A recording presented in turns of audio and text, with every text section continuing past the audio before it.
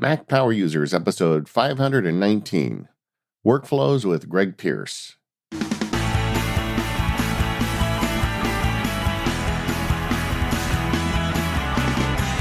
Hello, everyone. This is David Sparks, along with my pal, Mr. Stephen Hackett. How are you today, Stephen? Oh, good, David. How are you? I don't know how to explain it, but I kind of feel like I'm in the groove again. It's the new year, always, holiday hangover and all that stuff. But I'm just rocking today. I'm looking forward to it. Good. You still in love with your new computer? It's very nice. I can touch the handle. There it is. Very nice. It's treating me well. Well, we are not alone today. We have a guest on the show, someone who's been on the list a long time, and we're so happy to have him here. Welcome to the show, Greg Pierce. Hi, thanks for having me. Greg is, if you don't know, the developer of the Drafts application. It's one of my favorite apps on the iPhone because it was just an app that could only exist on the iPhone, and I just love the idea that you did with that app, Greg. But we're not going to just talk about Drafts today, where Greg is also an independent businessman. He has a very interesting story about where he got where he is, and he's a nerd. So we got a lot to cover today. You okay with that, Greg? Yeah, absolutely. Good. As is obligatory on the Mac Power Users, we have to start with talking about your gear. So what are you using now? Well, I am right now staring at an iMac Pro, which I just acquired, I guess, back in August timeframe. It's the base model. I only upgraded the SSD, and it's been spectacular. Great computer, does everything I need and doesn't complain about any of it. And it's been an interesting transition because I, for decades now, have been a laptop-only guy. Always hooked up to a large monitor at a desk, but it's been a little bit of a different way for me to work, and I'm still kind of finding my comfort zone for mobility with the laptop and stuff. But the iMac Pro's been amazing. You know, one thing you said there that I think that all users could benefit from is upgrading the SSD when you buy a new computer. Like this iMac Pro I have has a 2 gigabyte SSD, so I did upgrade it. And it would have been prohibitive to make it 4 gigabytes at the time. But I'm guessing I've got maybe another 5 years in this computer. And I know that I'm going to regret not having that additional storage in the future. Yeah, I mean, in the past, I was a person who was never afraid to pop open a machine and upgrade things like a hard drive, but it's just not really something you can do anymore. So yeah, and I've got like an external SSD duct taped and screwed into the back of this computer. Steven loves it. But it's not the same as having it internal storage. No, it's not as convenient. And I mean, I have also back behind this iMac Pro a couple of external drives hooked up, and I archive to those and things, but it's hard to beat, having plenty of working space, especially nowadays with photo libraries getting so large and it not being convenient to store them at other places. Yeah. And also not really being a person who trusts Apple to optimize my storage in a way I'm going to be happy with. Making sure I have enough local internal storage is a pretty big deal. I had a fit of guilt over my my gaff taped hard drive, and I went looking. In fact, I was texting Steven at the time. I went looking for a good long USB-C cable with the idea I could run it under the table and put this drive out of sight. But if you have high data or fast data transfer needs through a USB-C cable, I don't know that you can find a 6-meter long one. I couldn't find one. If someone knows, let me know. We'll put it in a feedback show. But it's hard finding real fast cables for these drives. So, Greg, what prompted this change from notebook life to desktop? Well, it was kind of hardware failure and kind of professional. So I have one of the Butterfly keyboard 15-inch laptops. I've been mostly pretty happy with it. I almost always, probably 80 to 90% of my time, I'm at my desk using a different keyboard anyway and stuff, so it hasn't been that much of a pain point for me. But the machine kind of took a dive this summer, and I had the problems with repeated keys and things, but again, because I wasn't using it day in and day out, I didn't try to get anything done about it immediately. But then I had the battery swell on me. And I took it into Apple and they agreed to replace it for free. It was out of Apple Care, but they did the repair. And since they were replacing the keyboard, the top assembly also included a new battery. So I kind of got both of those taken care of at the same time. But I was going to be out of commission for a couple of weeks.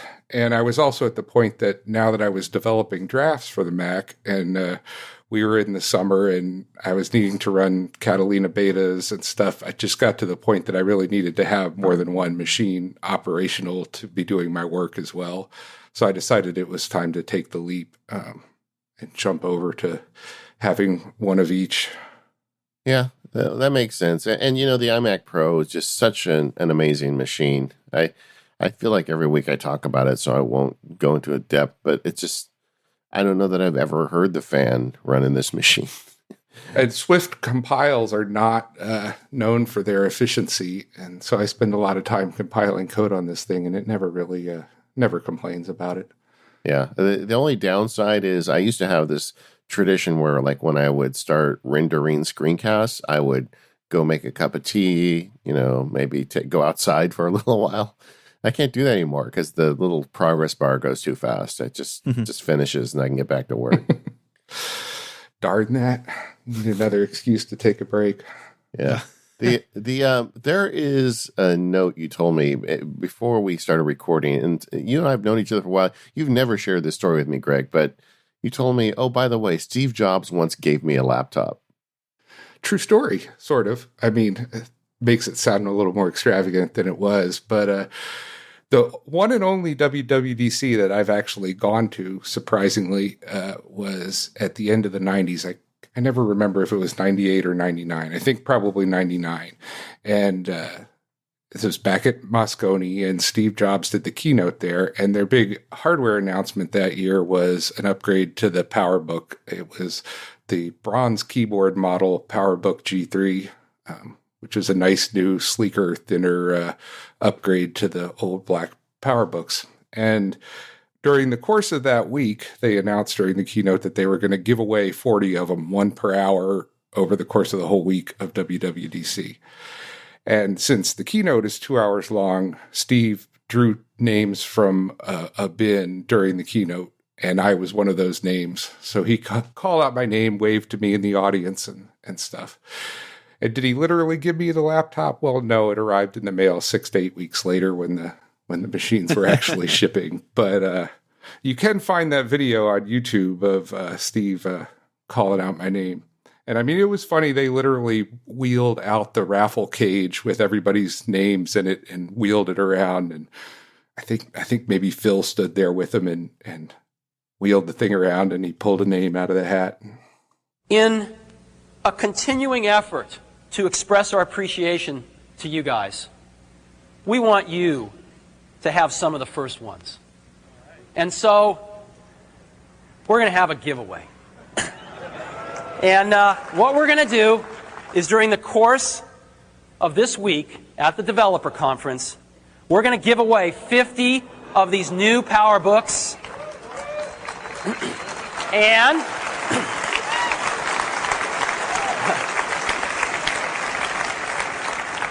since you guys are top of the line, we're going to give away our top of the line. And what we're going to do, the way we're going to do this, is we're going to give one away every hour. One every hour.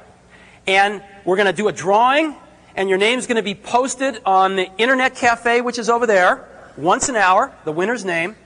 And we're going to go ahead and we're just going to send these to you. You should get them sometime next week. We'll pay postage. So,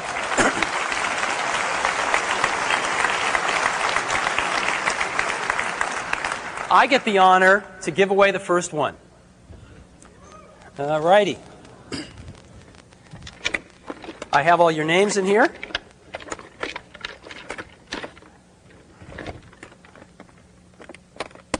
All right. And the winner of the first PowerBook is, Steve Jobs. No. The winner of the first PowerBook is Richard Winkler. Is Richard here? From Boulder, Colorado. Where is he? Is that him over there? Since I'm up here for 2 hours, I'm going to draw a second one.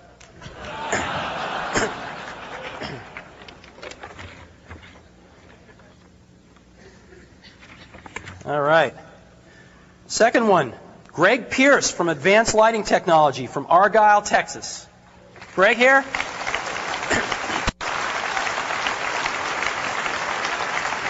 All right. Thanks, Greg. Congratulations. So those are our first two, and we're going to be drawing one of these every hour. So please check the Internet Cafe to see if you got lucky.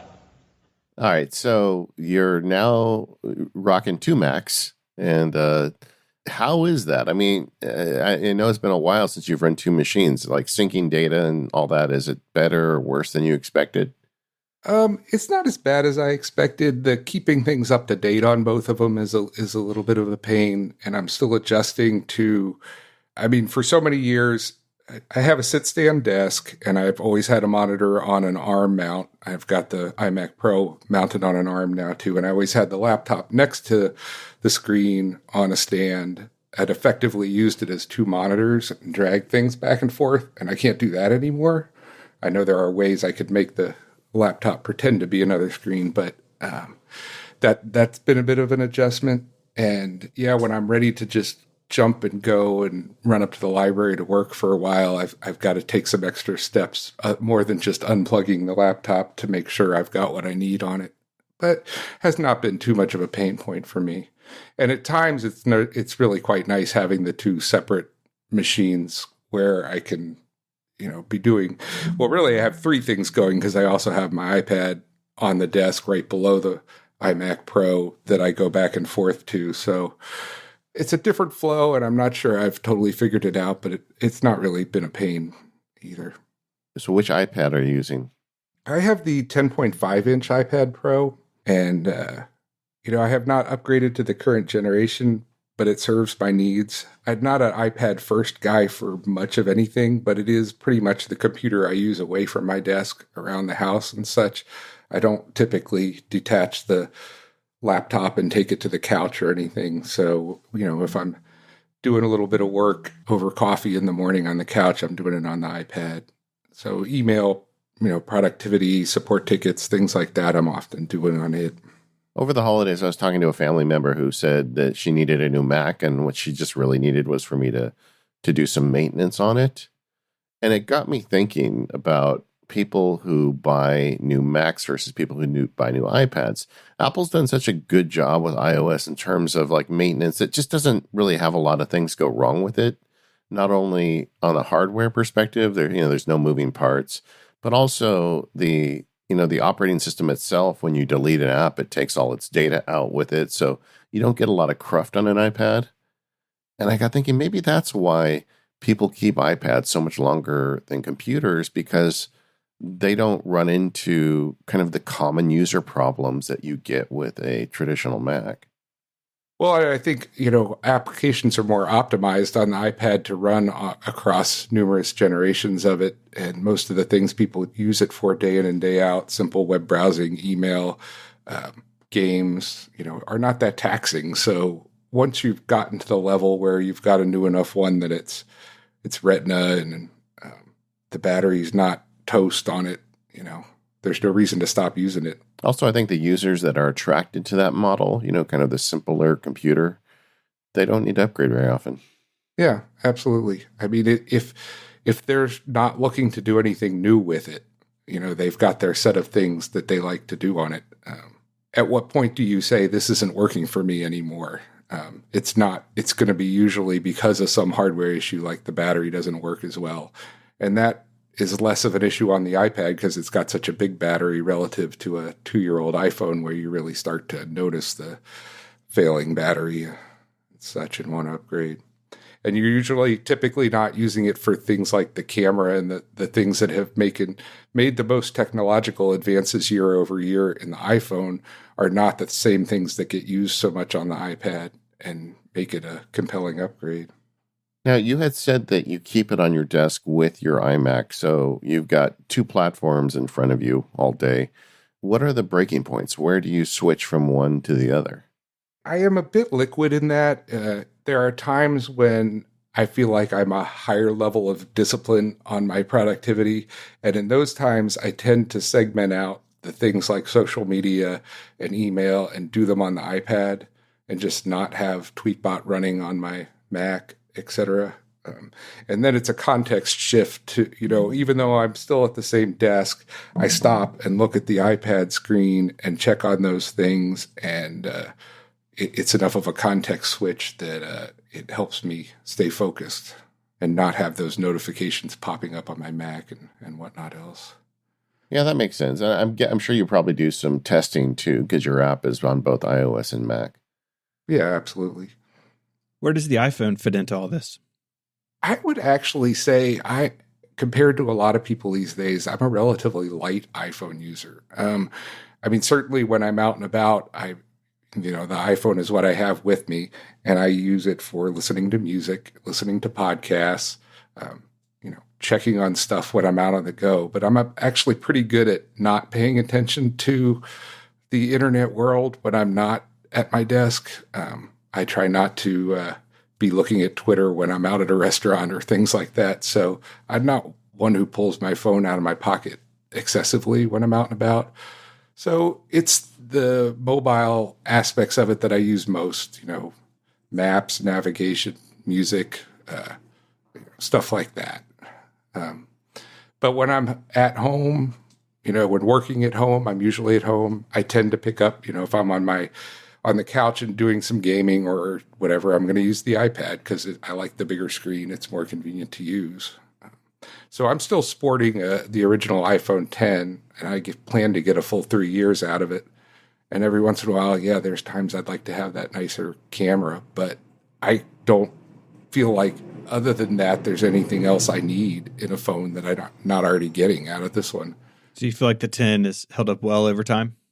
Yeah. It was the transition to getting rid of the home button. It was big, and I really like the bigger screen on that. And the Face ID is nice, and I prefer it to Touch ID. But I already have those things in that device, and it never feels slow to me. It never feels like, boy, I wish I had that new one enough to go drop $1,000 on it, Sure. And next year I'll get the new one. But I've always been a kind of a 2-year upgrade cycle, despite the fact that I developed for these. I tend to not feel like it's the best thing to always be on the newest one. When I'm using and testing my app, I think it's good to be using a device that's more consistent with what most users out there actually have for performance reasons and whatnot else. I think sometimes developers have the nicest, newest thing, and they don't spend enough time testing how well it works on some of the older devices, and users suffer. Man, it's always the camera, though, right? I think that's what always pulls people in. Yeah, absolutely. My wife has the new Plus Max, whatever they call it, and both of my older sons got 11s this year. They were on iPhone 7, so they got 3 years out of those, and they're seniors, and we upgraded them to the iPhone 11 for their birthday this year. And the pictures and stuff they get, I borrow their phones to take pictures when we're on vacation or things like that. I'm like, here, honey, can I borrow your phone for a minute? Yeah. Yeah, that's happened to my family too, because I have the new one. My phone has become the designated phone, camera phone. Mm-hmm. So like whenever we go somewhere, my wife is carrying my phone more than I am. This episode of the Mac Power Users is brought to you by TextExpander. Go to textexpander.com/podcast and let them know you heard about it at Mac Power Users to get 20% off your first year. Hey, it's a new year. Why don't you unlock your productivity with TextExpander? TextExpander makes it possible to manage everything you type repetitively: email addresses, phone numbers, common message replies, and more. With TextExpander, it works everywhere you type, like word processors, email, and messaging apps. You can even use it in online forms. With TextExpander, you can customize those snippets with fill-in fields and pop-up lists. I love when I send emails out and it says, "Insert name here, please, Dave." And I do that, and it customizes the email to make it look just the way I want to. Also, you can get TextExpander for Teams if you work with a group of people. It's a great way to manage the snippets of your company and make sure your customers always read your best words. TextExpander is available for Mac OS, Windows, Chrome, iPhone, and iPad. So no matter what platform you're on, maybe you've got to work on the Windows at work, but you get to work on the Mac at home, you can do that with TextExpander. And best of all, show listeners get 20% off their first year. So head over to textexpander.com/podcast and let them know you heard about it here on the Mac Power Users. Maybe you want to get a little better at automation. This is a great entryway to do so. textexpander.com/podcast and let them know you heard about it at the Mac Power Users. Thank you, TextExpander, for all of your support of the Mac Power Users. So, Greg, of course, you're paying the bills through software development, through drafts, and we will get to drafts, but I want to talk a little bit about the things that make up being a developer. You know, those of us who are close to it, I'm not a developer, but most of my friends, it seems like, are. So I know some of the tasks that entail that, but for those who may not be so familiar, you know, in a sort of an average work week, what sort of things are you doing on that iMac Pro and your other devices? Well, and obviously because I'm developing for Apple platforms, I'm in Xcode most of my day. Between the Mac version and the iOS version of drafts, Xcode is always running on my machine, and I'm right in there in the code. And I tend to be a person who, because I'm a one-person shop in Indy, I'm very close to the applications and the support process and stuff. So I usually start my day by looking at my support queue and see what news come in and what I can respond to and help people with. And yeah, that's where your bug reports come from. And I'm often go straight from the support ticket into the code and say, well, what could be going on here? Maybe I can fix it right now. Maybe looking at it in the debugger is going to help me figure out what their problem is quicker. So I'm kind of back and forth like that. And then I try to lay out my big and small tasks for the day based on that queue. You know, sometimes I feel like I've got to deal with a bunch of little things that I want to get knocked out. Sometimes I'm going to take a big chunk of time and work on a new feature or whatever, and I just shut everything else out and try to get into flow, because when you're working on a larger block of code like that, you really getting distracted is not good. Sure. So, and it's kind of nice working at home. I don't have people in the office kind of, you know, constantly wanting me to do something else for them or whatever. I get to control that. It requires discipline, but you know, I get to control that process and when I want to take those breaks and stuff. Sure. Are you using a system for that support queue, or is it just an inbox? Like, what does that look like? I use Zendesk and have for a number of years. So it's basically coming through email, but it's going into a ticket tracking system at Zendesk that handles, you know, tracking status and stuff that it's not so easy to do with email.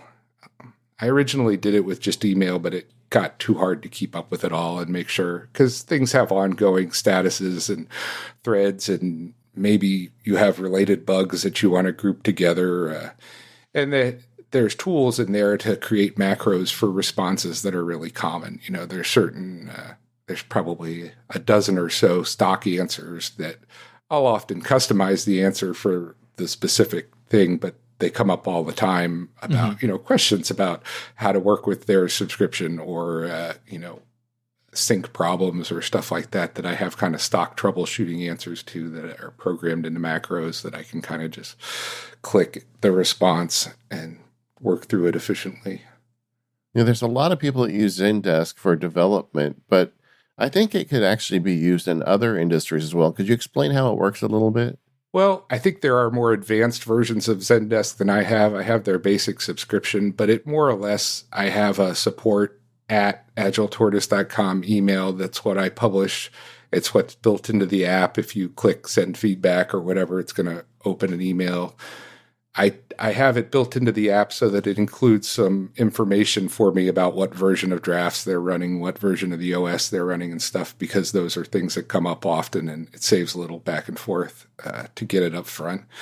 But those emails just go into a Gmail account, and Zendesk is hooked up to monitor that email account. So anything that goes into it just gets sucked into Zendesk and becomes a ticket And I have a web interface and also apps for Zendesk that give me my ticket queue. And the users get automatic responses, which is very configurable. You can set those up and there's templates for them. But as soon as they submit a ticket, they get an automatic response acknowledging that it's gone into the system. And then I can reply to those right in the interface, send attachments, request, more information, or give them a resolution, hopefully.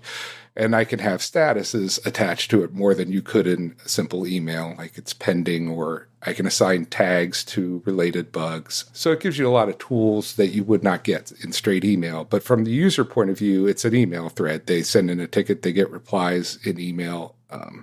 So from that end, it doesn't impose anything on your users. It just works with their normal flow.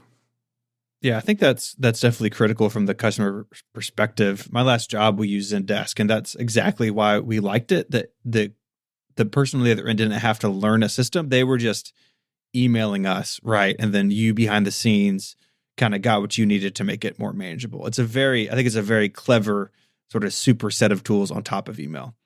Yeah, and you don't want people to have to go to some web interface to check on the status of their support ticket. That's not something you want to make your users do. It should just be painless for them, and that's more or less what this does.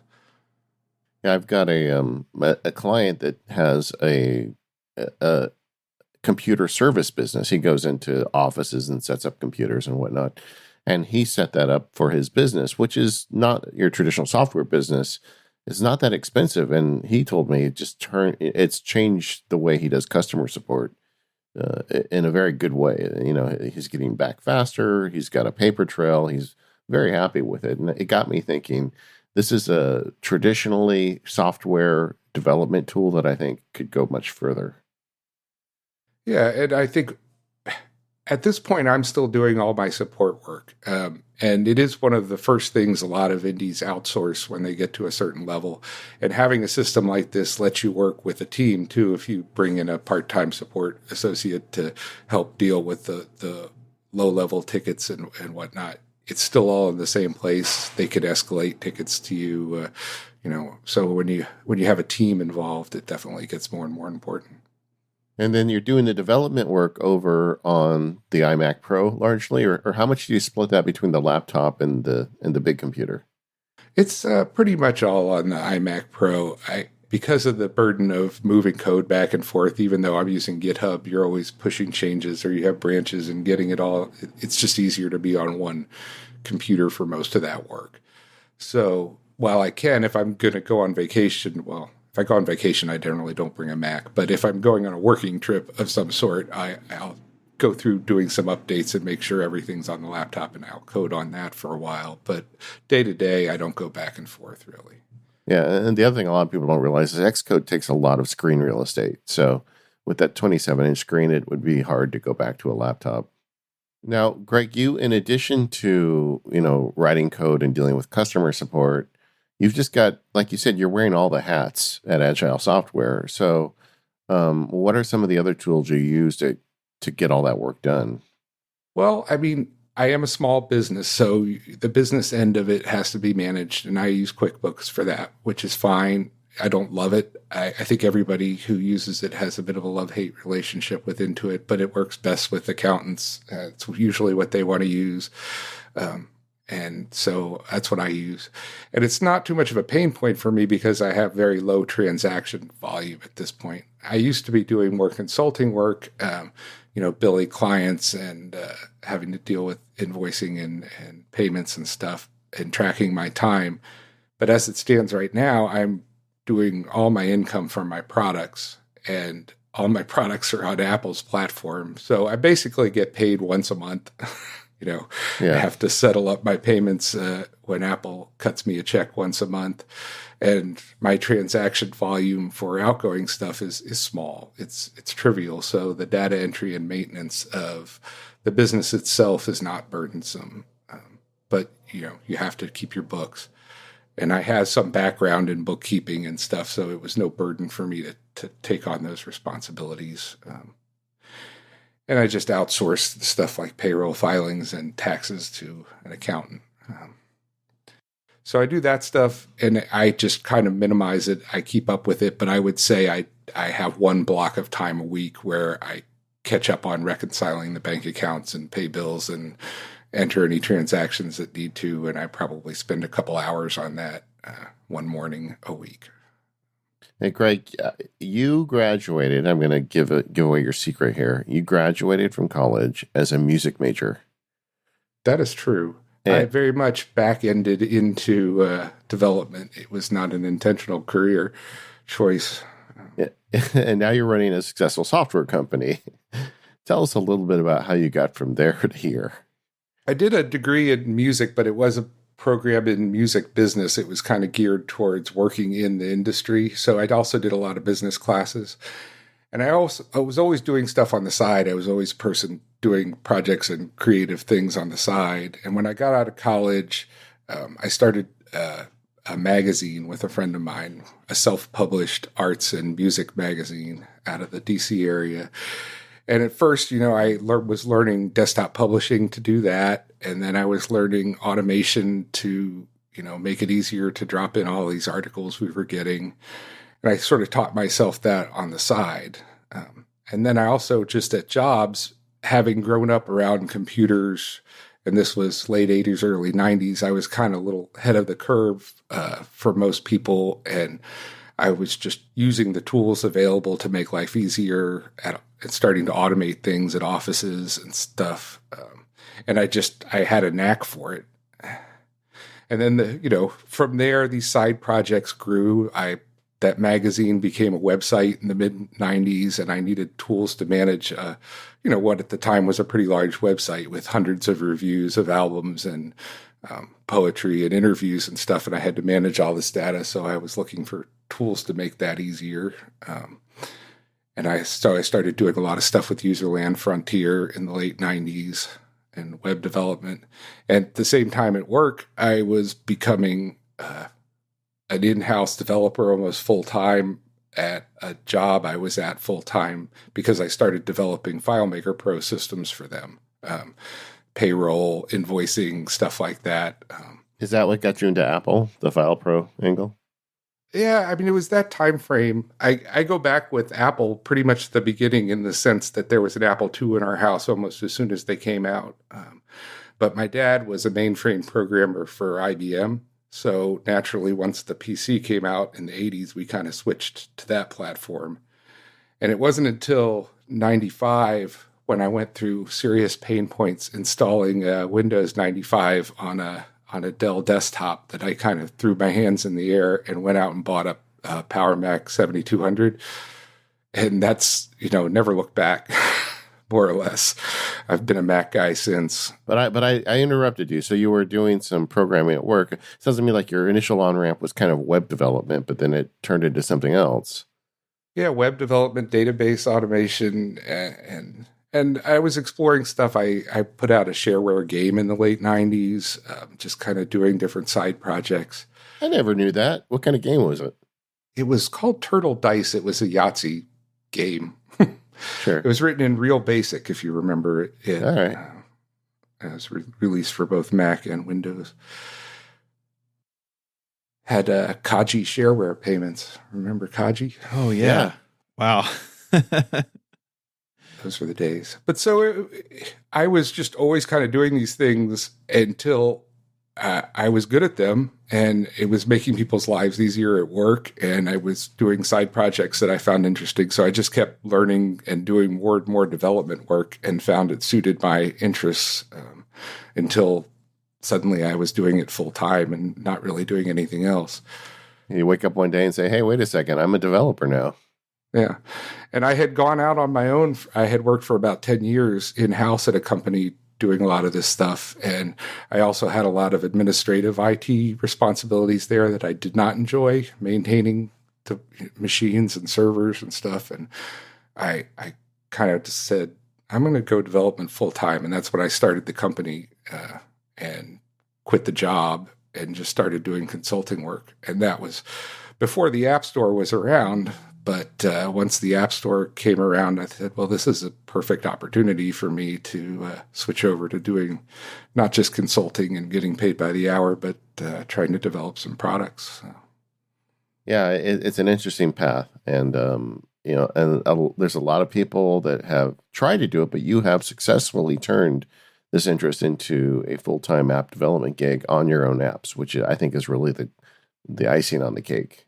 It's been an interesting process. I mean, it certainly has developed over the years. In the early days of the App Store, it was more or less, hey, I'm going to write a new app every year and get it out there. And there's all these novel ideas and stuff. And now it's turned into something where I'm just developing one product on an ongoing basis as the platform is matured and the needs around it. I mean, and traditionally you had several apps, and now Drafts is really your focus now, and you've turned that into a subscription-based model, and successfully, and it's doing great. Yeah, I think it's neat that we've found these niches for a lot of indie developers that, it was pretty shaky there for a number of years in the App Store where there was so much competition and the low price points for paid apps, and we're making it almost impossible for anybody to hope to make a living at it. And turning around to a subscription model may not be right for every app, but for an app with a strong community that's a tool that people use for productivity like Drafts, I think it ended up being a very good match. And I really haven't had that much negative pushback. I'm sure I've lost some customers in the transition who don't feel the subscription model's right for them. But, those are the hits you have to take to make a successful business. You can't please everybody. Or in that case, just to stay in business. Yeah. Yeah, absolutely. I mean, I was very close prior to the release of Drafts 5, which is almost 2 years ago now. I was very close to just going back to full-time consulting and or taking a job because there just was not the revenue to support a family of 5 just selling the apps on a paid basis. So I took a bit of a risk there for 6 months and, spent down my family savings investing in the next level of the app, and luckily was able to turn it into a success where it's totally sustainable now. And I don't have any Silicon Valley dreams. I'm not trying to grow Drafts into some mega multi-million-dollar business. I just want to build a product that enough people are interested in using and paying for to allow me to continue to make it better. And I think we've gotten to that place, which is exciting. I know a common talking point around the app subscription deal was, well, it gives developers the ability to keep investing in their app. And if I think about where Drafts was 2 years ago to where it is now, clearly you've been able to expand its footprint. Is that something that is that a benefit that you've seen from the switch to subscription? Yeah, absolutely. To be able to work on the app in an incremental way, it is really different. Some people still yearn for the upgrade model, but from my point of view as a developer, there's a lot of downsides to that. You dive into saying, every 2 years you're going to have to release, but then what you end up having to do is hold all these features and prevent users from using them for 2 years until you get around to doing that big major upgrade that you're going to ask them to pay for.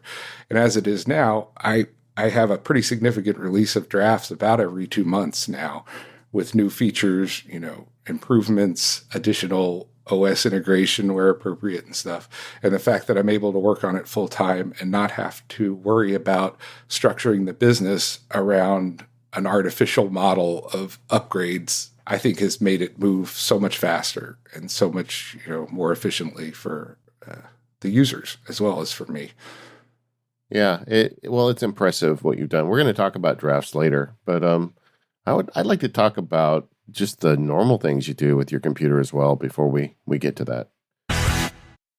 This episode of Mac Power Users is brought to you by 1Password. Go to 1password.com/MPU to learn more. One of the best features in 1Password is Watchtower. It alerts you to password breaches and other security problems so you can keep your accounts safe. You can set up automatic alerts so you don't have to go around to all your logins and see if there's a problem. 1Password will tell you if there's an issue so you can change your passwords right away. They do this by keeping a tab on what's going on the internet, such as the Have I Been Pwned database. So it checks that your passwords aren't in there. And if it is, again, it tells you. It also will tell you if you are reusing passwords. So if you have that one account that gets breached, well, if that password is in use various places, you've given up the keys to a lot of things in your kingdom. And 1Password will point those out to you and prompt you to change them. It's a great tool because it means 1Password has your back. 1Password, of course, works across a bunch of devices, and you can use it with a bunch of different people through 1Password for teams and 1Password for families. Head on over to 1password.com/MPU to learn more and sign up for a free 30-day trial. When you sign up, you'll get 20% off. That's 1password.com/MPU. Greg, you're also a Mac user, and I would argue a power Mac user with all your scripting and programming experience. I was just kind of curious, how do you manage things like calendars and tasks and, the usual user problems we all face? How do you do that stuff? I use a lot of the same apps that probably a lot of Mac Power users, and honestly, I've learned a lot of tips from this show over the years, as a regular listener and employed those. But I have a task management system, or kind of more than one task management system, probably. But I use things from Culture Code. I love it. And for basic tracking of ongoing issues for the app, for the business sort of things, developing documentation. I create projects in there. I lay out tasks and subtasks and work through them in a pretty traditional way. For some of my bigger software planning things, I don't like the restrictions of a regular task manager, and I tend, for years, I have used Omni Outliner for that kind of stuff. Where I can lay out, it's easier to drag and drop around and spitball things on a larger project in an outliner kind of format. And I love the way you can make multiple columns and, kind of have a series of checkboxes for items that, might be multi-stage processes and things like that. And it, works well with my mind. For calendars, I have relatively simple calendar needs. I use Fantastical, but I would say 80% of my calendar stuff is related to family obligations and, things the kids are doing and stuff like that. Because I work for myself alone at home, I don't have a tremendous number of meetings and calls and things that I'm always keeping up with. So I don't think my calendar needs are terribly complex. One of the side advantages of getting out of the consulting business for you, I'm guessing, is your calendar got a lot easier to manage. Oh, absolutely. Yeah, I really don't have too many things. I probably have one or two business-related appointments a week that, or some call or whatever that are tied to a specific time. Most business is being conducted through email and all that's not, time sensitive. I'm not regularly doing a podcast or thing like that where I'm coordinating and recording with people. So yeah, my calendar is pretty flexible and open, and I don't have to tie myself to that too much.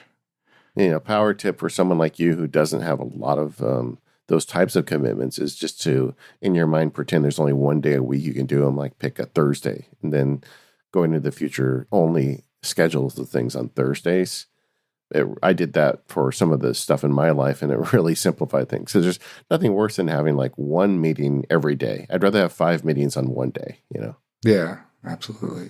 Something you told me in one of our conversations that I wrote down because I thought it was interesting for the show is you don't even have Chrome installed on your Mac. Well, technically, I do have it installed. I will admit that. I do not use it except for in some very extreme circumstances, usually because of some site that just doesn't seem to work right in other browsers. But my day-to-day browsing is all in Safari, and I'm almost always happy with it.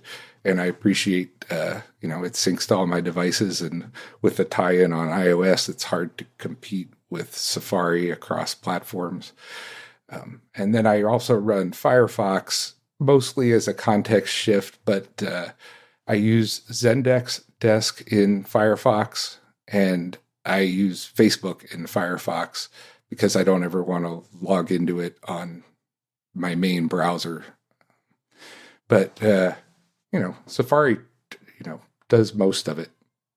So as a web developer, why are you afraid to log into Facebook on your main browser?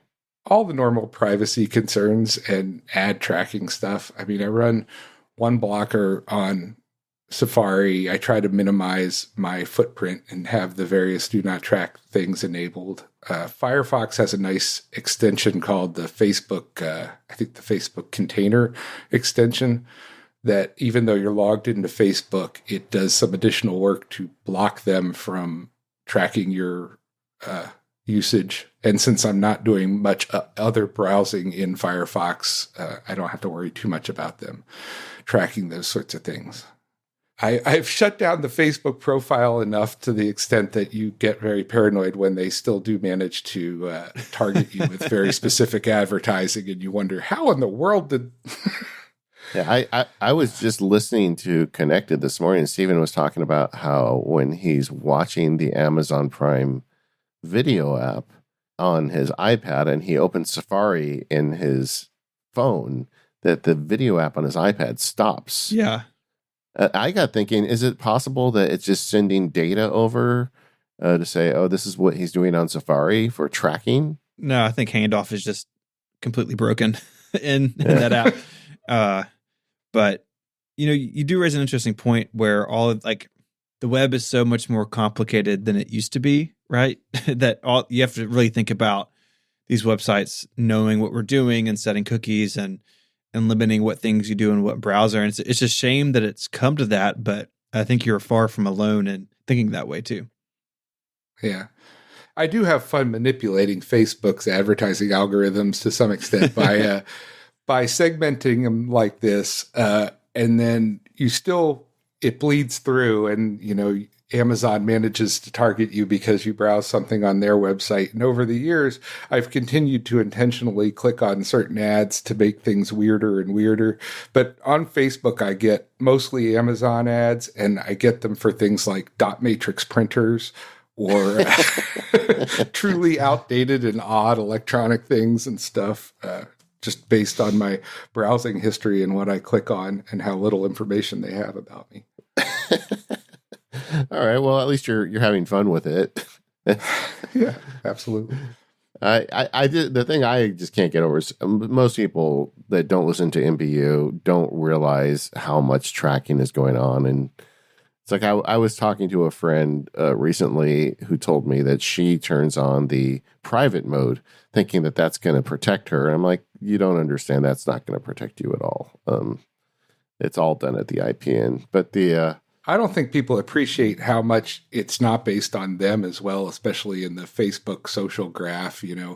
My wife will click on an ad for something or visit a website, and then suddenly I'll start getting the ads for that.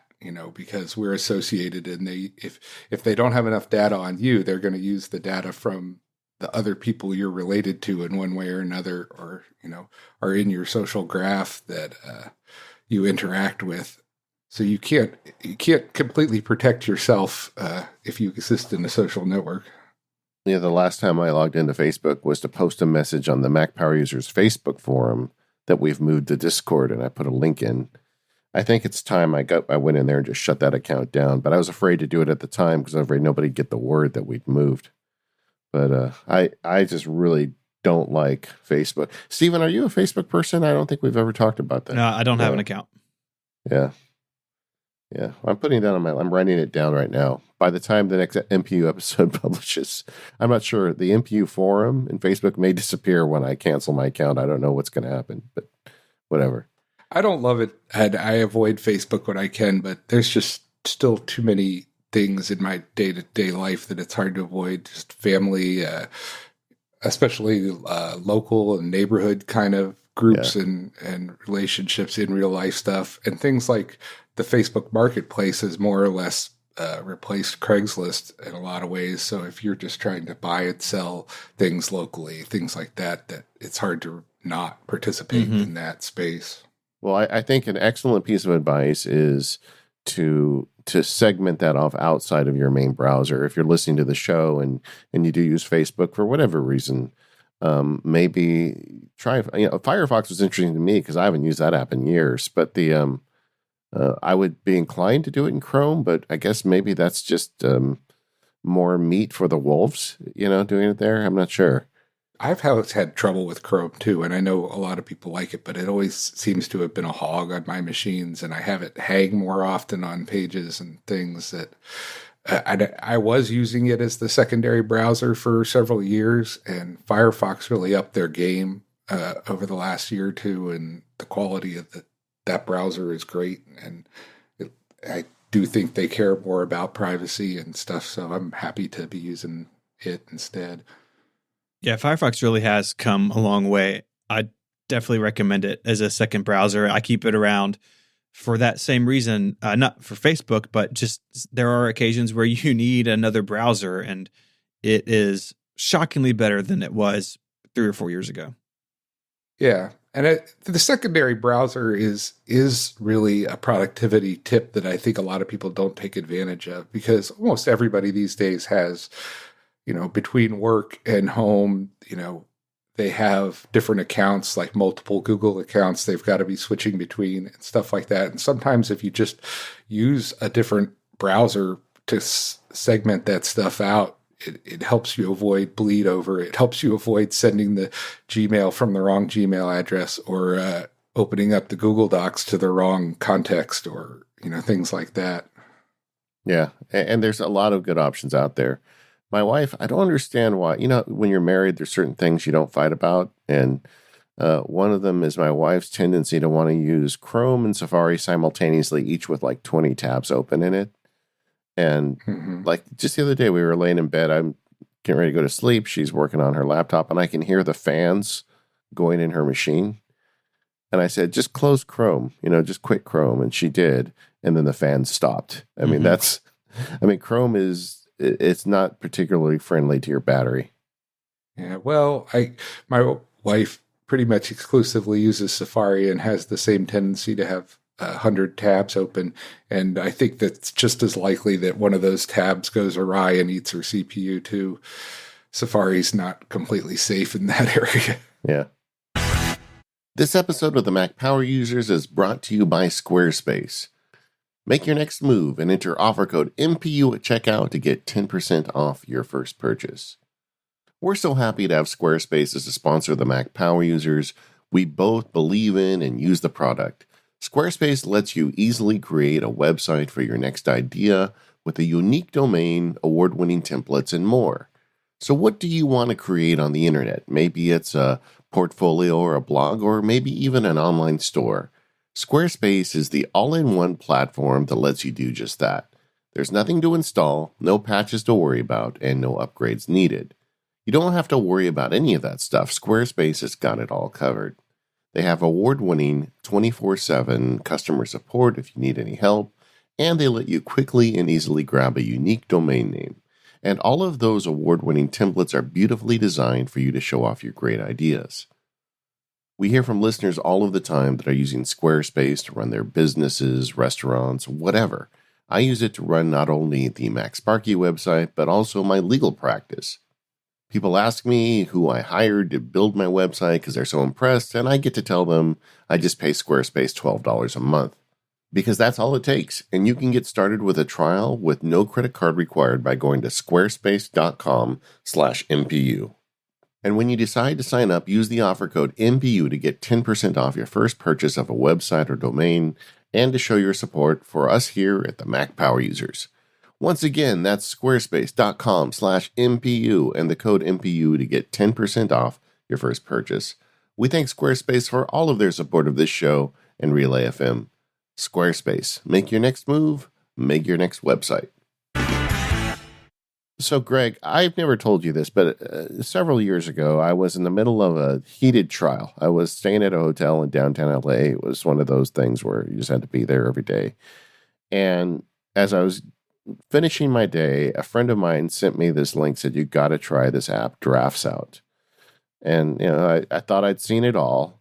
And then, so I download your app. I didn't know you at the time. And what Drafts does, if you've never used it before, is it's an app. As soon as you hit the icon, it opens up and has a blinking cursor.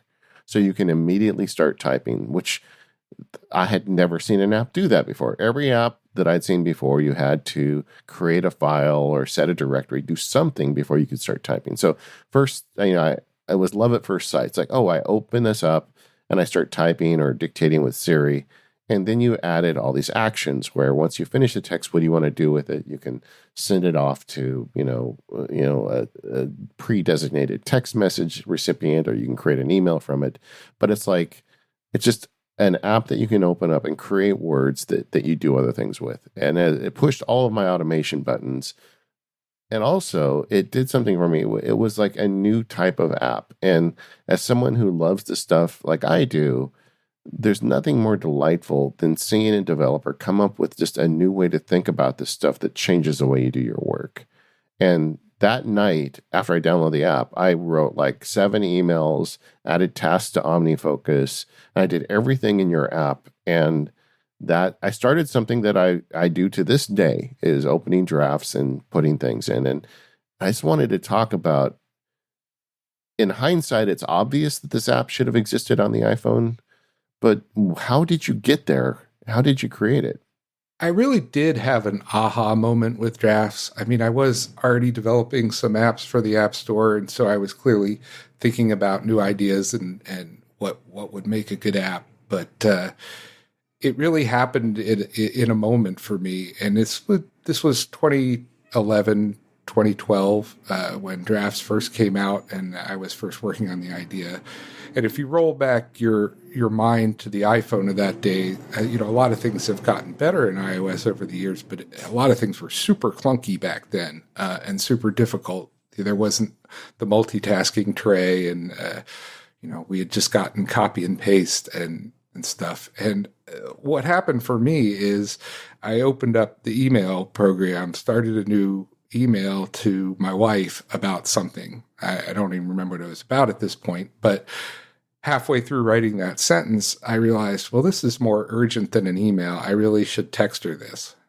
And that doesn't sound that painful, but it kind of was. Then I had to go in there. I had to select the text. I had to copy it. I had to go quit the mail program. I had to go find the messages program, launch it. I had to go find the conversation with my wife or start a new one and address it and paste it in.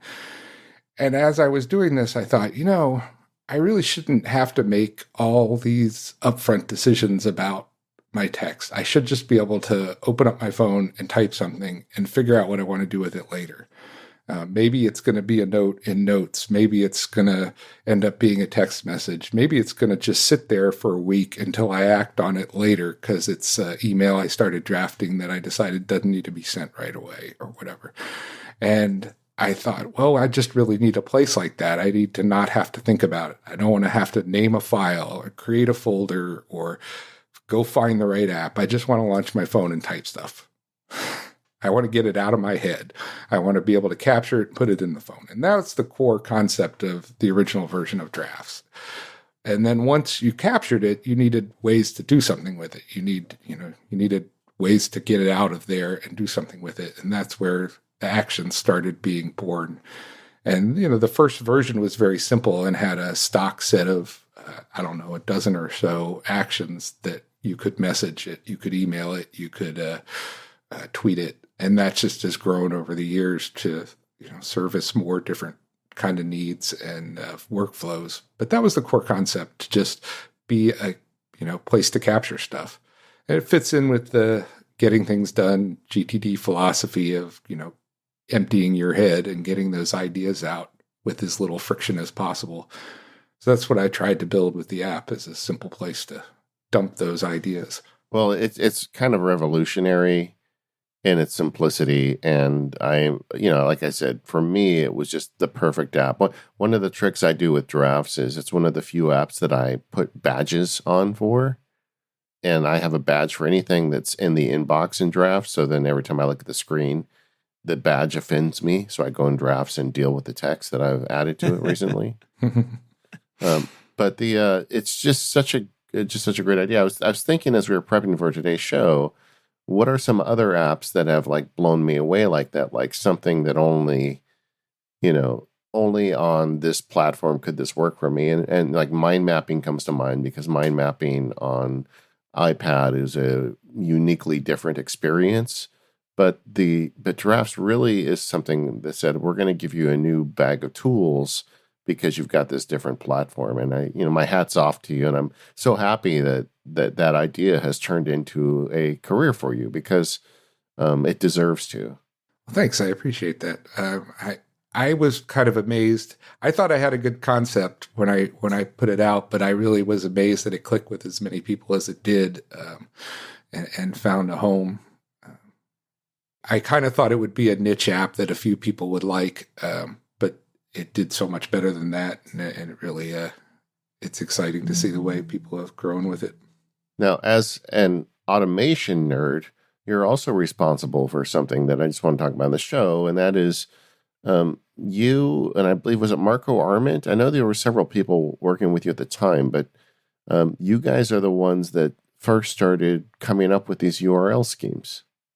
Yeah, I mean, what Marco and I did was put together Xcallback URL, which I won't take credit for using URL schemes in this way originally. There were apps doing it, but it was kind of a wild west, and there was no consistency to the way people were implementing them. So people weren't documenting it, and maybe they put a URL scheme in their app for some convenience thing, but didn't tell people about it or how to use it. And we wanted to make a way for it to be easier for apps to be consistent about what they offered in URL schemes, and be consistent in the implementation so that users and or other developers trying to take advantage of them would have an easier time. And also to document the ability to use callbacks to not just open another app with a URL scheme, but be able to pass data back and forth between apps. And the original implementation of Xcallback was in my dictionary app, Terminology, and it was an integration with Instapaper that Marco did. And we traded emails back and forth and blog posts about it at the time, decided to work together on that. And the concept was basically, hey, I'm in Instapaper. I don't know what this word means. I want to look it up in a dictionary. There was not a system dictionary at the time. And so he implemented a way to call the URL scheme in Terminology from a selected word in Instapaper. And it would go over to Terminology directly to that word, look it up, but also give you a way to click a button that took you right back to Instapaper.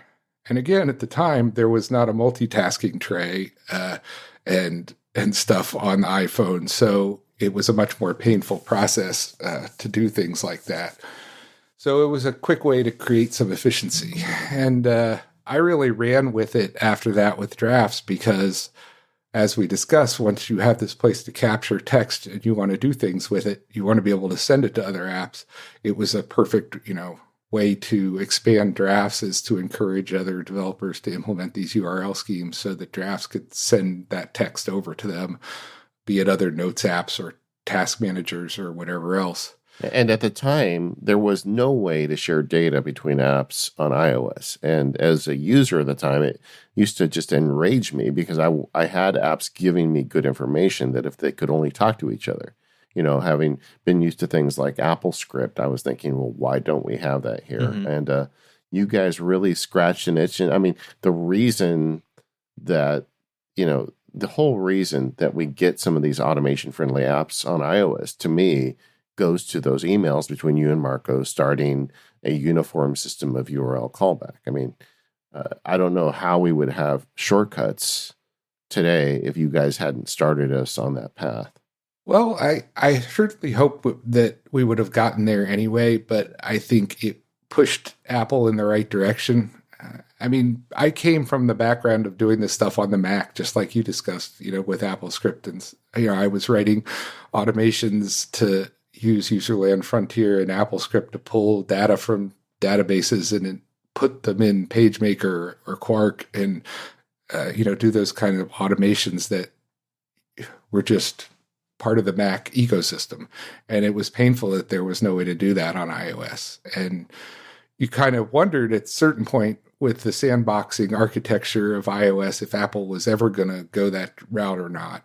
And to some extent, URL schemes were just, here's one thing we can take advantage of to build some of that functionality. It's not as good. It's not as well thought out. It's clunky, but it exists. Therefore, let's see how we can take advantage of it and do as much as we can. And I think once there was a breaking point where we got up to, a dozen or 2 dozen apps that had implemented these, that people really started to see the possibilities. And I do think, I can't speak to exactly what their inspiration was, but it was a big chunk of what workflow was providing a tool to work with these. And that's, of course, what would become shortcuts. So it's neat to see it go in the right direction, too. And in a lot of ways, and Marco and I discussed this when we were first building it, we always considered it a hack. And we kind of thought, well, this is something we're just going to have to do for the next year or two until Apple gets its act together and offers us something better. And here we are many years later, and we're finally getting that with shortcuts, which is great to see. And I think we'll see URL schemes used a lot less because they're not super user-friendly, and there can be certain security issues to the implementation and such. So I'm glad to see the other options coming around. Yeah, what do you see as the future of URL schemes? Do you think they'll still be in use in 2 or 3 years? Well, they're never going to go away, and they still have a primary purpose that they exist for, which is like deep linking between apps. And those sort of functionalities never going to go away. You want to have a way to provide a link that you can click on that goes directly to a specific restaurant's page in Yelp, or goes specifically to a tweet in the Twitter app, or to the right draft in the Drafts app, or whatever. That's the primary purpose. It is a uniform resource locator. That's what a URL is, and that's what it should do. As far as using them for actions and automation and passing things back and forth with callbacks, I think we'll see a lot less of that. I think that there will be better and other options on iOS, and there already are on the Mac. So I think they'll always be in the toolbox, but I think you'll see them less and less. Yeah, I think Apple definitely wants us to use them less now. I think it's the push into shortcuts and the ability for app developers to create their own shortcuts, shortcuts actions like you've done with Drafts. I think that's where they want people heading. Yeah. And I don't think they're never going to phase them out. They're always something that has a use case. But I think they'll be emphasized less and less. And there's still ways that they're important. As it stands right now, even with all the things we've gotten with shortcuts and parameters in iOS 13, URL schemes are still the only way to trigger a shortcut from another app other than shortcuts. So, they haven't completely filled those gaps yet. They still rely on them themselves, and I think that'll continue to get better over time as well. I don't know the answer to this. Could Apple shut down URL schemes if they wanted to? I'm not even sure they could. I don't think they could prevent apps from registering custom URL schemes, but it's so embedded in the ecosystem, I don't really see how that... They could potentially force you into the universal linking system, which is what, if you're familiar with sites that have an HTTP link that ultimately ends up opening in an app, that's managed through a system of, web-based registration. And Apple could shut down custom URL schemes and force people to go through that system. And by doing so, they would gain a certain security advantages in that they could blacklist some of those registrations remotely or whatever. But I don't see them going that way. There's mail to links and, telephone links and things like that are all over the web and all over apps. And they really just can't shut that kind of stuff down. So Draft started out with a very simple idea: capture text super easily and then send it off as a message or an email. Most of the basic needs people have. In fact, a lot of that stuff is the stuff I still use Drafts the most often for, is that original feature set. But you've come so much further since then. Stephen was saying, now that's on the subscription, you're just like pushing out updates. You've got a Mac version now, and you've got all these cool features. And some people are using drafts as so much more than a text capture tool. As the father of this little thing, what are some of the interesting uses you've seen from users that you never would have expected? There's been a lot of things over the years. I mean, the original version didn't have the level of customization, but as it's grown with the JavaScript engine in it, people can do almost anything they want to manipulate text in it. You can use your drafts as a bit of a database. You can write scripts that query all your notes and loop over them and do different things with them. So there's a lot of processing related things I've seen people do that are very nifty. There's a few really advanced scripts that have impressed the heck out of me, where people have written really domain-specific languages for parsing text they write in drafts. There's a couple from Peter Davidson Reber, who I don't know too much about personally, but has been a very active drafts user, and he implemented some scripts that allow him to mark up a draft, basically write a whole project out with special markup using exclamation points and @ signs and hashtags to distinguish the parts. And then with one action, click that and turn it into a whole project in Things with all the tasks and subtasks assigned due dates and tags and subheaders and stuff. That's just, amazing that I never thought of anybody doing in drafts. Similarly, he's got one that sort of implements the functionality of Fantastical in drafts itself. It lets you write events in natural language, in a text file, and then just hit the action, and it'll turn it into a whole series of calendar events and just parse them out line by line.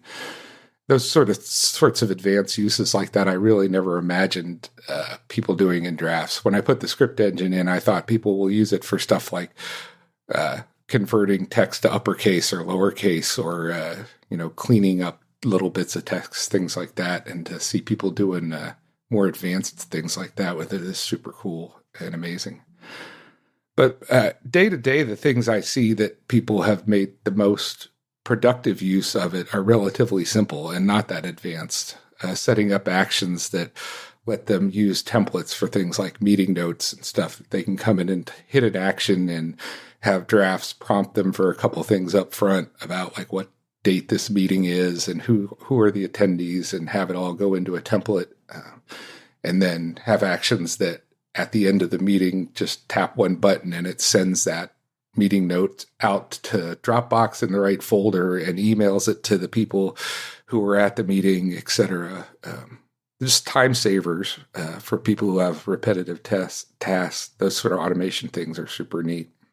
Yeah, we've seen people also do it with like diary entries where they'll give themselves written prompts at the end of the day, and they use drafts. It asks you a few questions. You answer the questions in the app, and then it stuffs it into day one or a text file or wherever you want to store it. And it's a nice kind of practice if you want to get good at journaling at the end of the day. Yeah.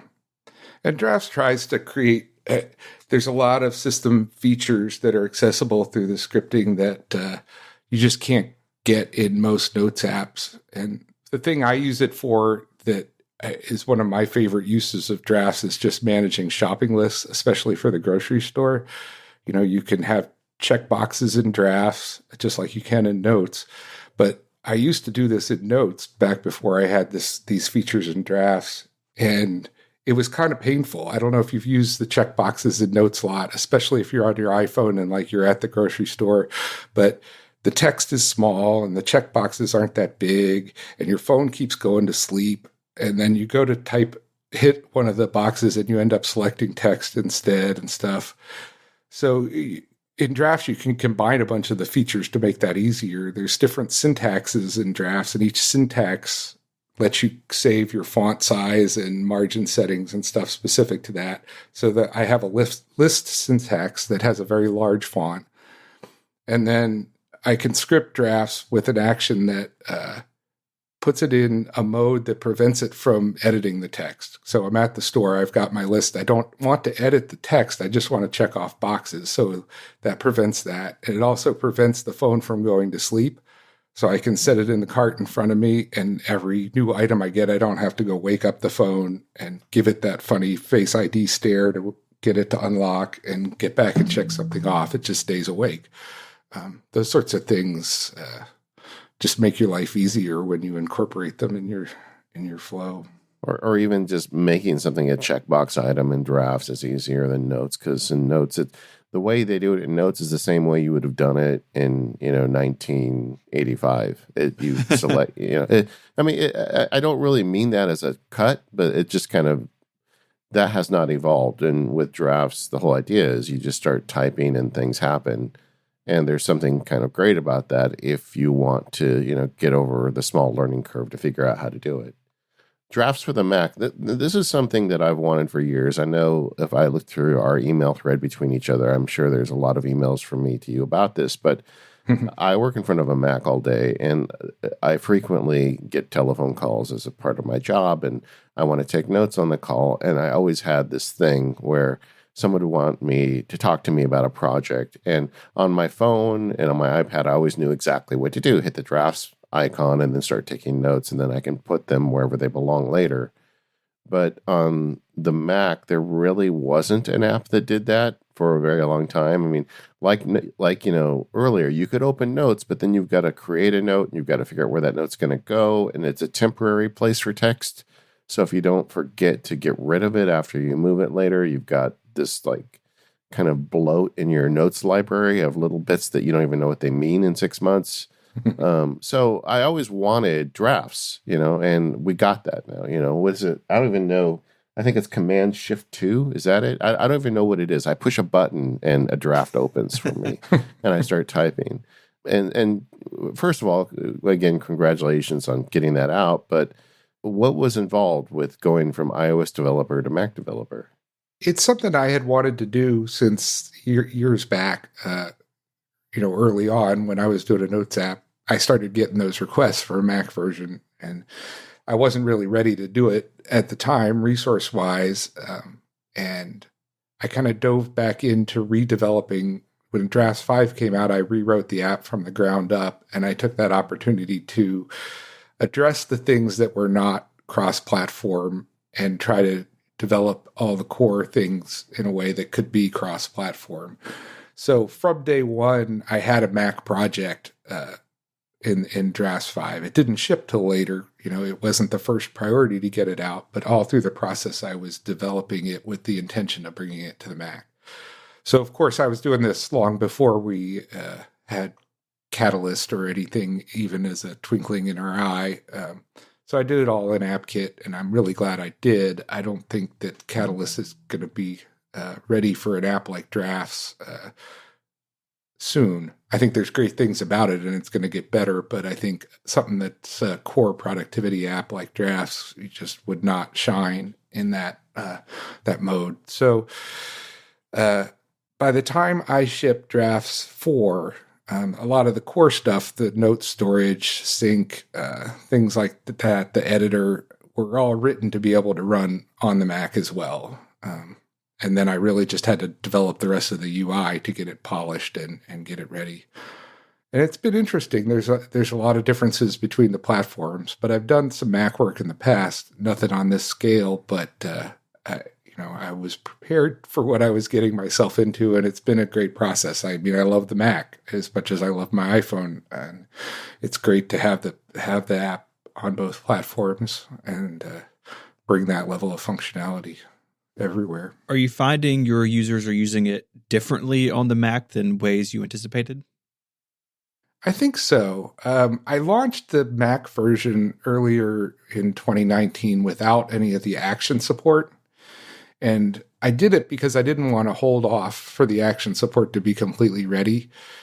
And I knew the capture functionality. And from the first requests for a Mac version I've gotten, many people have just said, hey, I don't even care if it does all the action stuff. I just want my notes there. I want the stuff to sync, And I had many people tell me over the 6 or 8 months before action shipped for the Mac but the Mac version was out, that they were capturing stuff all day long on it and then pulling out their iPhone and actually processing the stuff they captured on their Mac on the iPhone because they had the actions there.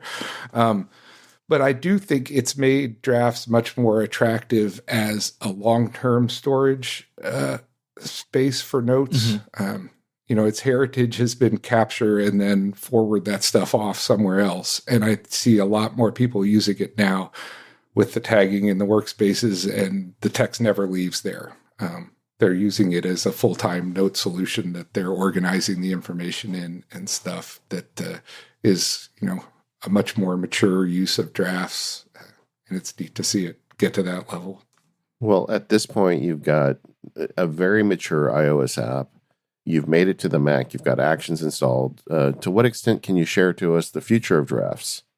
I have a more or less endless list of ideas, and I have a whole project of future ideas for drafts, some crazier than others, but there's more or less an endless list of additional services I can integrate into the Actions framework, and I'm going to be working on bringing some more of those to the platform this year, just other publishing platforms, other note-taking and task management platforms that people want to integrate with.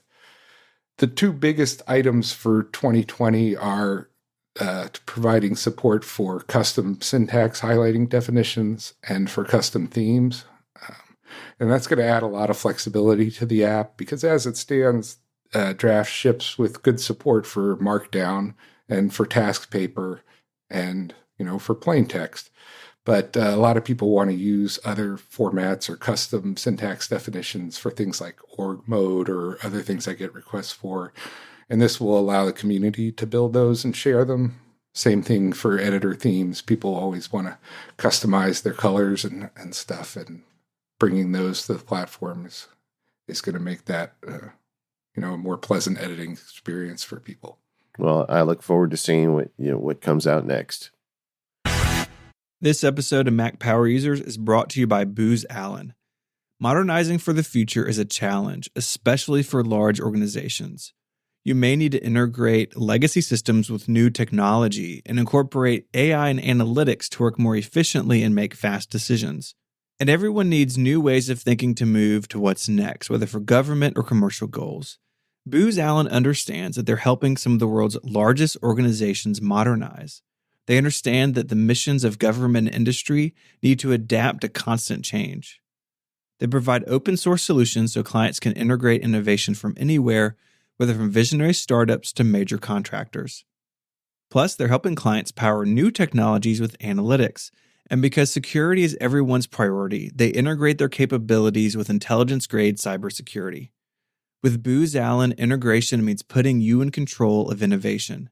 Integrate, innovate, get it done with Booz Allen. Learn more at boozallen.com/relay. That's boozallen.com/relay. Greg, with all the stuff you've been doing and the interesting path you've taken from music major to development company, share some of your favorite apps and services with us. Yeah, I debated on this when I was getting ready for the show, and there's lots of little things I could share, but one of the best things in my life over the course of the last year or two has been the rise of Discourse, the open source forum software, the same one you use for the Mac Power Users community and that I use for the drafts community. And it's been such a boon, I think, for communities in general. It's been great for the drafts community. It's provided this consistent interface for people to organize around, software and other services and stuff. And it's also made my life a lot easier from a support perspective and from a communication perspective, because it also serves kind of as an email newsletter and things like that I maybe always haven't been as good at doing as I should be as a business person. So I not only for the community I write and how it makes my life easier from a business perspective, I love to participate in the communities for other, podcasts and software, to have Discourse out there. And if you run a community of any sort, you should definitely take a look at moving to it. Yeah, I can just second that. When for a variety of reasons last year, I decided, well, actually, it was more than a year ago now, but for a variety of reasons, a few years ago, I decided I wanted a divorce from Facebook. I didn't like what was happening with the stuff our users were, the way our users' content was being used, and a bunch of people told me that I was crazy, that Facebook is the only place you can do this, and that you're going to lose. Nobody's going to come over. And I'll tell you, there are more users on our discourse than there ever were on Facebook, and it's a much safer space for our listeners to communicate with each other. And, we've got a sheriff in town, so if there's a problem, we take care of it, but we really don't need to very often. And if you have a company that's relying on a Facebook group, I would absolutely recommend looking into, getting control of that yourself. I know a lot of people are in Slack now, inside, internally, in corporations and stuff. And I would, if I was in an organization like that now, I would prefer to have an internal discourse in terms of your control over your data, the ability to build shared knowledge history and stuff, and some of the things Slack is supposed to do well, but I think ends up being more of a distraction at times. Yeah, that was one of the problems with Facebook is I would see the same thread show up about every 3 months. And the problem was people couldn't find the old thread because of whatever Facebook was doing. Whereas now you don't have that. You've got a clear history of the content. Yeah. It is really nice. And because they made it such a nice platform, it's kind of a solved problem. The management of it doesn't take a lot of time. Oh, and it's so incredibly deep and powerful. I keep surprising myself when I dig around in the settings of what I can control in there, versus forum softwares I've used in the past that always felt like they were super limited or, just kind of clunky old PHP forums and things like that. It's really nice to have such a high-level professional tool out there. Yeah, and David touched on it, but the management tools really are spectacular. If someone reports a post or a thread as an admin, you can go in there, see what's going on, contact the person. You have a bunch of options. It's really flexible, and you can sort of meld it, meld the software to your community rules. And I think I've been really happy with it, having used it for the last year. Yeah, you have a lot of tools as a moderator too to, when a thread comes up that's not maybe appropriate for the forum, but it's not necessarily something you want to ban someone over. It's real easy to make it an unlisted or a hidden thread that you can still engage with that user and make sure they get the help they need or whatever without chunking up the search history with stuff that's not going to be applicable to your users and stuff. Super, super powerful. You also told me you're using Atlas Obscura. Tell me about that. Yeah, I threw that one in there as more of a personal note kind of thing that we are a road trip family. We always have been. I grew up taking road trips, and we take our kids every year on a couple week trips to national parks and stuff. And I often talk to people about how, well, their kids don't do road trips, or, my wife and I we don't do road trips. And I'm like, well, why not? Well, the kids hate road trips. Why do they hate road trips? Tell me about your last road trip. Well, we got in the car and we drove 8 hours to grandma's house. We stopped for gas and to use the restroom. Well, I would hate that road trip too. It's not a lot of fun just to sit in a car all day. But Atlas Obscura, many people are probably familiar with it. It's been growing like crazy in terms of the depth of information on it, but it's basically a way to find weird and unusual stops and sites to see. And if you're ever taking a road trip, take the time to look at sites along your route and find some places to get out of the car and find some weird and interesting history, whether, it's plaques or statues commemorating organizations in some little town, or these free museums that cover some bit of obscure local history and stuff. It just makes those kind of road trips so much more fun. Yeah, I'm familiar with it, but I've never used it before. I think I need to add this to my list. Even if you're flying to a destination, to a city you're not familiar with, take the time to look it up there, and you may find like 2 blocks from where you're staying at your hotel is some super interesting historical site that you can go check out. And atlasobscura.com is a website. I don't know. Do they have an app? I don't know that they have an app. They have their website works well on mobile. I've never tried to use it in an app. All right. Stephen, have you ever used this before? No, but I just searched Memphis while y'all were talking, and they do a pretty good job. I think there are only one or two things came to mind that should be on here. And what's cool is you can suggest things. So if you live someplace and there's some weird thing people should know about, you can just go in there and tell them, and it looks like they vet those and add them. So it's cool. There's another website that served this purpose to some extent for years. It's called Roadside America, but and it's still interesting to go check out, but it looks like a website that was built in 1998 and has not been updated since, as you can imagine. So is not the greatest to use, but also is a treasure trove of weird little bits and locations like that. Yeah, I was just looking in my community and I found something I didn't even know was there. So I'm going to have to take a hike to see the Oso Creek Ferry Trail now, apparently. There you go. You were not kidding about this Roadside America website. Holy moly. Yeah, it's worth going to check out just for the historical perspective. I think they actually still make a decent amount of money on advertising or something because it keeps chugging along, but they sure haven't updated it. Well, Greg Pierce, thank you so much for coming on the show. You and I have talked about having you on the show for too long. I'm glad that we're able to have you on, and congratulations with the big transition with Drafts to this subscription model and the success of the product. And I'm glad you can keep the lights on because, man, I use this app every day. And and everybody go check it out. Is it agiletortoise.com is the main website now? Getdrafts.com be the best place to go. Oh, of course, getdrafts.com. There's some videos. You hired some clown to make videos for you. There's some videos there on it that can help you learn the app. But but it's just a great app. And like I said, just download it, open it up, write some text and do some stuff with it. Like one of my favorites was I have this draft that it's called Sparks Prime. And this is a really simple use of it, but I love having it is where I can dictate a quick message and send it to all of my wife and my kids. And it takes like seconds.